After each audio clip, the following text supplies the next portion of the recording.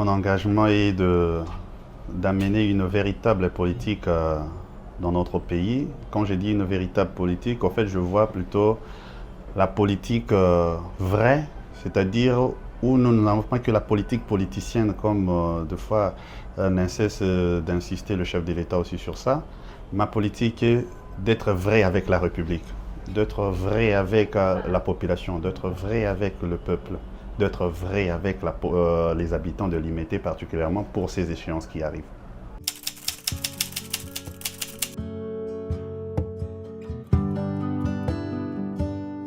Je vois ça comme une grande responsabilité que d'ailleurs nous avions manqué depuis longtemps à avoir, pendant que c'était écrit dans la loi depuis déjà 2008. Parce qu'en 2006, la Constitution voulait déjà le pays décentralisé et en 2008, il y a eu des lois qui ont déjà encadré cet organe.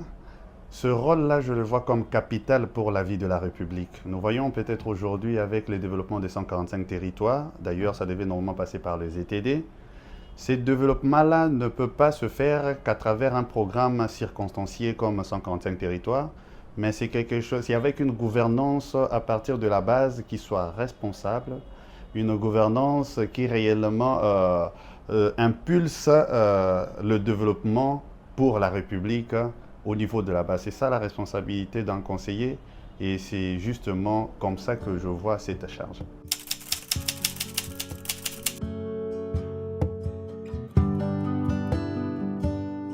Vraiment précise, grâce à mon passage, aujourd'hui je joue le rôle dans le cabinet de la bourgmestre de Limété depuis un temps. Grâce à ce passage, je connais beaucoup mieux le problème encore de Limété. Au-delà d'être habitant de Limété, j'ai vécu dans 3 quartiers différents, aujourd'hui Foumonvoula. Mais par contre, je vis le problème réel. Le problème réel est d'abord de l'administration, qu'il faut vraiment assainir. Deuxième problème, c'est le problème d'ingérence qu'il faut arrêter. Vous savez, Limété, c'est une des communes miroirs, comme la Gombe et Limété. Et c'est là où beaucoup des autorités aiment s'apaisantir, de fois au détriment de la politique, au profit de la population. Le problème est encore sur la spoliation, et ça crie un peu partout. Mais il y a aussi des quartiers chez nous qui ont été créés par un autre but, comme par exemple Ndano, qui a été normalement l'endroit pour la culture de riz, aujourd'hui habité par des gens. Il y a un problème réel d'urbanisation. Donc, à part ce problème-là, nous avons également ce problème d'image, le problème du tourisme, rien que pour Limété, parce que nous avons tous ces services concentrés chez nous, mais par contre, on ne s'en sert vraiment pas. Le problème est aussi de déchets. Ce problème-là de déchets doit être résolu par une politique qui tient en compte la gestion à partir des ménages et jusqu'à l'élimination ou à la transformation. Nous avons un problème, nous n'avons pas de marché, tout l'espace, il n'y a pas de marché municipal à Limété. Et ça, c'est un véritable problème, c'est ce qui crée en sorte que nous ayons trop de marchés pirates au point de détruire aussi l'environnement. Les problèmes, il y en a immenses et nous en avons réellement l'idée, nous en avons profondément, je peux dire, le squelette, parce que nous avons même conçu derrière un plan Limété. Sans oublier, il y a un plan de développement pour Limété qui est déjà là. Il faut le retoucher, il faut le mettre maintenant, les caser dans la politique à partir du Conseil et ainsi s'assurer à son exécution par l'exécutif qui sera mis en place.